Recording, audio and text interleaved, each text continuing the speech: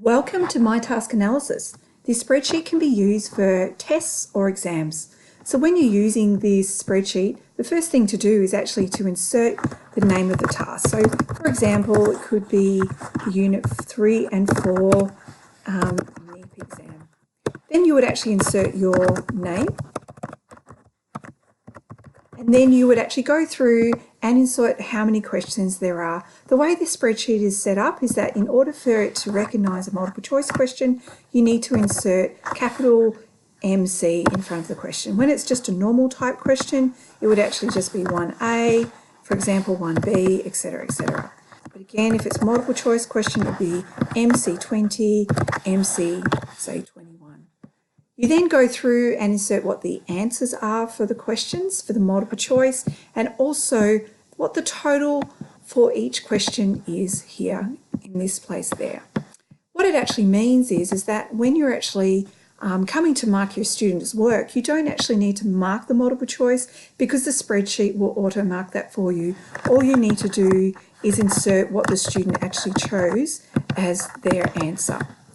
I would then go through and categorise each question. So the questions can be categorised according to Bloom's thinking skills, the general skills, and also key knowledge as well. So with Bloom's thinking skills, let's say we've got remember question, and in chemistry we have 3 general type questions that we use. So chemical equations, for example, and then in here we've got every single dot point in the study design has been categorised as well. So if you want to actually know what the dot point has been given, as in its code, you go to the study design, and as you scroll down, you'll actually see that in the study design, every single dot point has got this code. So for example, how do I find the right code? One thing I do is press Control F, and if I know the question is about, say, specific heat capacity, I'll just write in the word specific and then find next, and it goes down to the dot point for the key knowledge descriptor, and then I know that is Unit 3, AS1, 6. So I come along here and I just drag that down and then select it. You don't need to fill out all of these boxes, but for some questions, you may find that it actually can be described better with more than one key knowledge descriptor. What you would then do is actually type in, insert the students' names. I will actually always put in the students' names with surname first, and the reason for that being that when the student files are made, they'll actually come out in alphabetical order. It's very important that your next step is to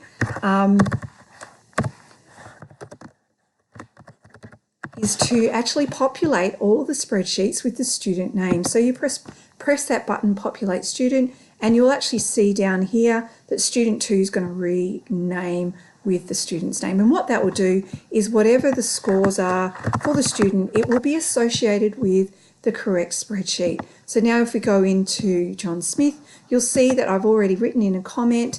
We've got the title here in the sheet, their name, and then because we've only inserted a few of the answers, these are what they have achieved. So whatever your task is analysing, that will actually come up on the side, but it won't include any other categories.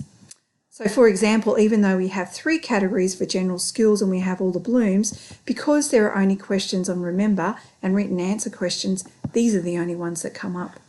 The second page that the students will see is actually their achievement in each question, and where the question is highlighted, this is the questions that they got right. It helps them to be able to very quickly see the types of questions that they were able to do and the types that they found more challenging. In the final page, it'll actually give the students achievement, it'll indicate the student's achievement in there for each dot point in the study design. And because I've only inserted a question for Unit 3, Area Study 1, dot point 6, that's the only key knowledge descriptor that comes up. When it comes time to actually being able to produce the students' worksheets, what you would do is you actually press this button to create the PDFs. Now what you would do first though is ensure that this spreadsheet has actually been saved into its own separate file, and then you just press create PDF and all of those spreadsheets will be inserted into that file. If you happen to be using a Mac, they will actually be using a different system where I will actually send through some instructions for that as well. But afterwards, when you finish that, creating the PDFs, you'll see that a title will come up saying that they're all completed, and then you can go to the folder that you actually set up, and your files will all be in there. Thank you for listening.